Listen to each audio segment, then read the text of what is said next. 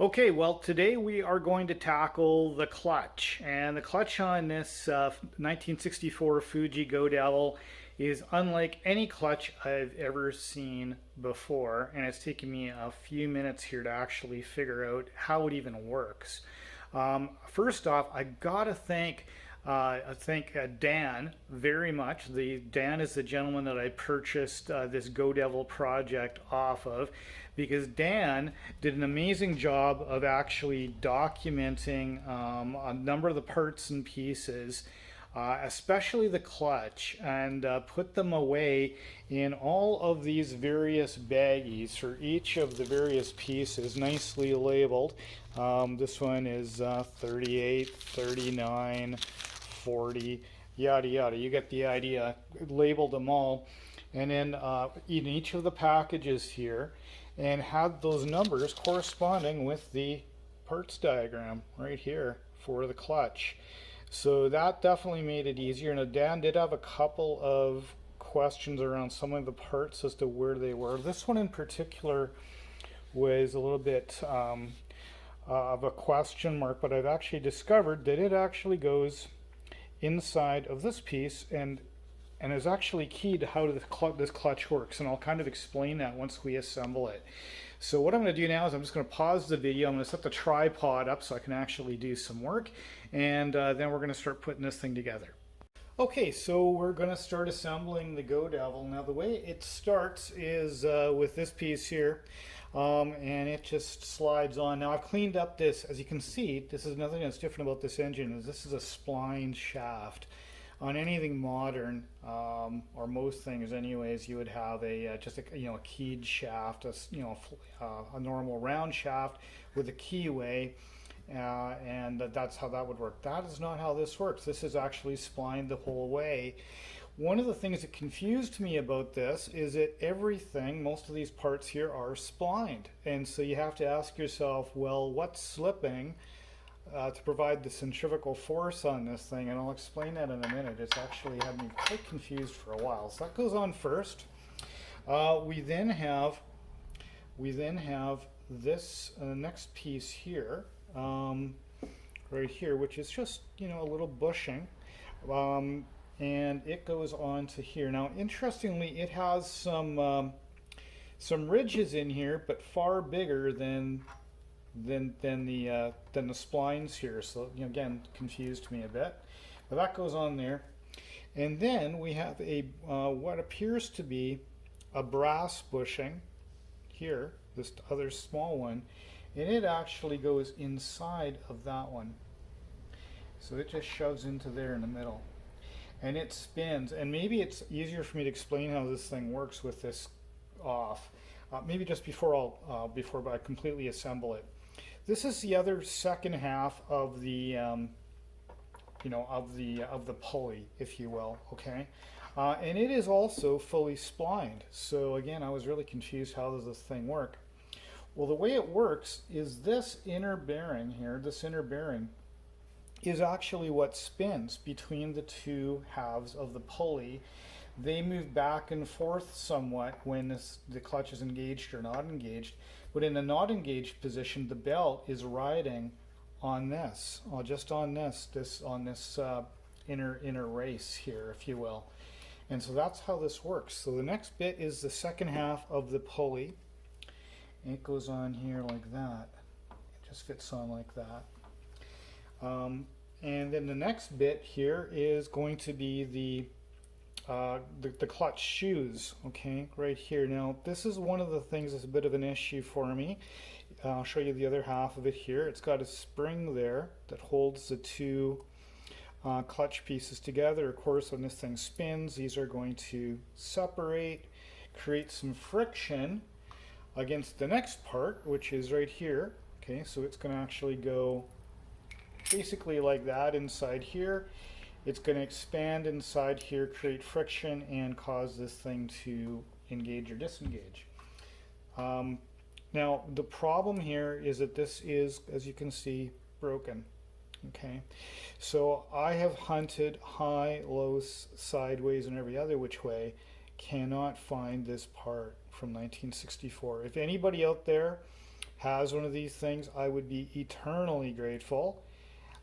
If you could let me know or contact me in the comments, give me a shout, and I would love to purchase this particular item off you for obvious reasons. Up to now, I've not had any success.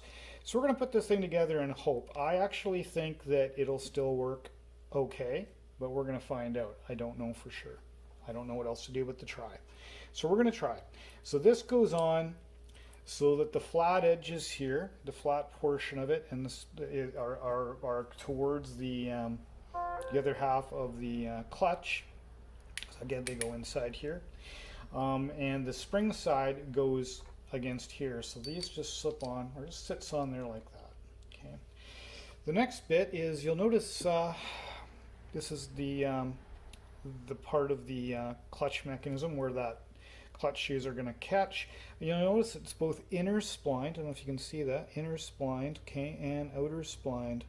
So that is, you know, again, this is how I was really confused how this is work. If everything's, you know, attached on a spline, how on earth, what's slipping when the clutch is disengaged? But anyways, again, it's that little race in between these two halves that's gonna actually achieve that for us. That'll be more obvious once we get this all together. So just got to line this up so that those splines marry up with this piece as well as the shaft, and there we go, it's in there. Okay, so now the next couple pieces are the final nut assembly here. I'll just hold that up so you can see what this is. Okay, this has got inner thread on it, which threads onto the shaft here. It also is supposed to be a washer. I can see that from the diagram, but the washer was missing, so went out the workshop and got one that seems to fit. The diagram doesn't show a lock washer. It just, at least, you know, who knows, this diagram is not that great, but the diagram here does not show a lock washer. It just shows what looks to be a flat washer. Whether it's really flat or not, I don't know, but that's what I'm guessing. So that's what I'm using. So put that on there. And all we need to do now is tighten this thing up. So I don't know what that is. I'm going to grab a wrench here. I'm guessing maybe 19 mil. What do we think this is? No, it's bigger than 19. Okay, let me grab a trusty, let's grab a trusty crescent wrench for lack of anything better. We may do this a little bit differently later, but let's get this snugged up a little bit. Okay, so we just finished assembling the clutch, and now we're going to give it a try and see if it actually does something. So we're going to give it a try, and we've got the clutch on there, got the belt on, and as you can see, well, sort of, when the engine is not, you know, at full RPM, the belt just spins. So we're going to give this a try and see what happens. I mean, we've also really, you know, got the engine to the point where hopefully it runs and all that good stuff too. So we'll give this a few pulls and we're going to see what happens. Okay, so we've got the fuel on, choke, and we're going to give her a few pulls here.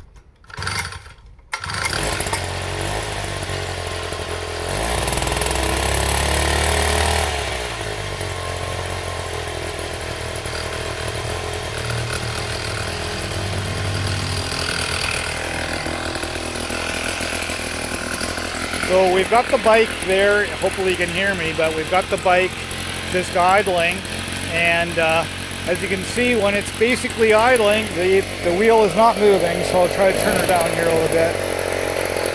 So as you can see, it's not going there, and as you give some gas, away she goes. Okay, cropped out a little bit there, but I probably have the choke on.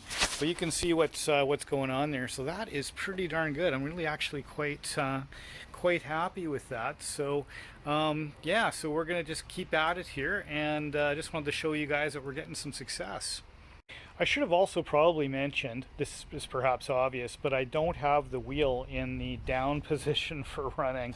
I actually wanted to just see what happens when it freewheels, and what's convenient about this little mini bike is when it's in its folded, the wheels in that, the drive wheels in the folded position, you can just run it. So that test actually worked exceedingly well. We can see that we're getting the clutch is working, and we can also see that the bike is running. So now there's only really a couple things left to do.